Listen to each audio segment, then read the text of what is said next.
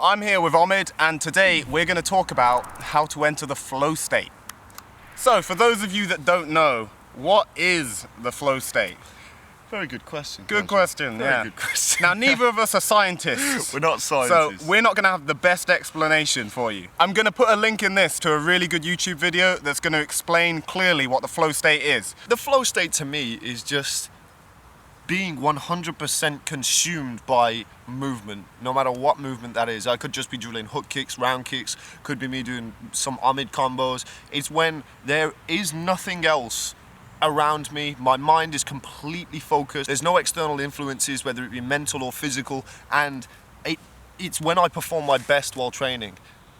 That's kind of all it is. Like, for example, let's say you're just out and around with your friends and you just do a couple of tricks. The chances are you're not going to be in the flow state doing those tricks. Whereas when you're having a proper session and you have a full warm-up and build up your tricks and you're really working on something, focusing on every bit of it and trying to make it better, that's when you're going to be in the flow state. And that's when the best tricks are going to happen. Exactly. Just through your day-to-day training, you've probably been in the flow state. Maybe you haven't even realized it, but you feel like you understand what we're describing and you've experienced that.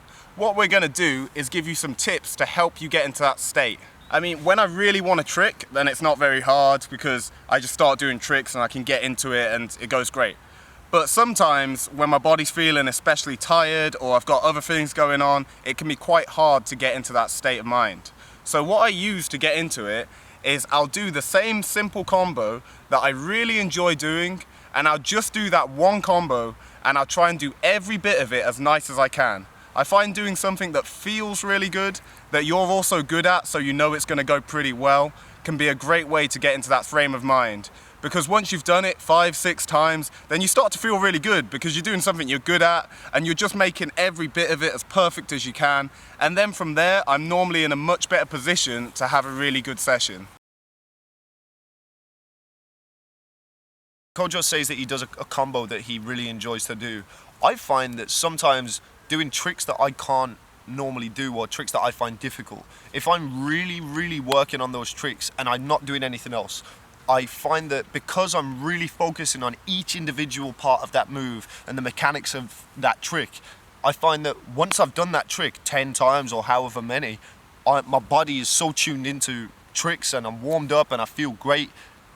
Even if I'm tired, at that point, my mind is super honed into the session and I find it very easy after that to get into a session.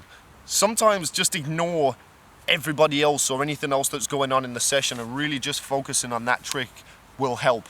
Another thing that can really help you get into the flow state, good music. Find the type of music that when you listen to it, you just start imagining yourself doing tricks to it. And then play that music at the session. So if you don't have control over the speaker, or maybe there is no speaker at the session, try bringing some headphones. If you don't have wireless ones that you can trick in, I use wired headphones in between my tricking passes sometimes. It helps keep me in the session, as soon as I finish my pass, I put on the headphones and I'm still thinking about tricks, I'm still engaged in the session while I watch back the tricks that I just did. It helps me stay really focused and it helps me get into that right state of mind. You all know what it's like when there's somebody at a session who's constantly trying to bug you and talk to you. If you've got headphones on, when you're really trying to focus on what you've just done right and what you've just done wrong in a trick, people tend not to bother you quite as much, and that helps. So another thing for me is people. So the ideal sessions for me are when it's just a relatively small session but of good people that I really enjoy training with. For example, if Kojo and I just have a session together, if he's having a really good session, I see that and I really hone into what he's doing, and when he does something good, it gets me more motivated to do good. Ah, did you just get bitten? I think so. That's a lot of blood. That hurt. I'm sorry. So if I can see that Kojo is having a really good session, or even if he's not having a good session, regardless, when I'm tricking with somebody that I really enjoy tricking with, it motivates me to do better tricks. Because if he's having a bad session, I want to do good things to motivate him and inspire him. And if he's having a good session, then I want to be having that same session with him, because there's nothing quite like having an insanely hyped session with your bud. with your good bud. With your old pal. It always really helps me. Whenever I see Omid killing it, if I'm having a good session or a bad session, it's going to get me more into it.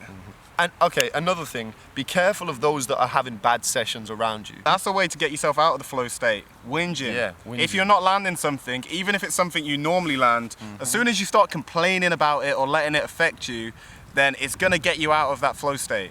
So try and stay positive. It can be really hard sometimes, but just try your best to remain positive all the way through the session. Even if it's going bad, focus on what's going good. Also, train to the way that you're feeling.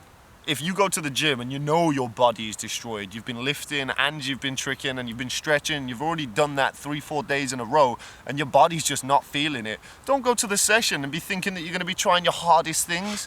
Think about it. If you can just put on some smooth music and listen to some jazz while you do some floor work or you work on a basic combo, do that. And you'll find that maybe even later on in the session, you will be able to do your hardest stuff even better than the days prior because you've really warmed your body up and your mind to that session. So I hope you enjoyed this video. I hope it helps you to get into that flow state. Make sure you check out that YouTube video so you have a better understanding of what it is and why it's so important. Enjoy your flowing. The flow.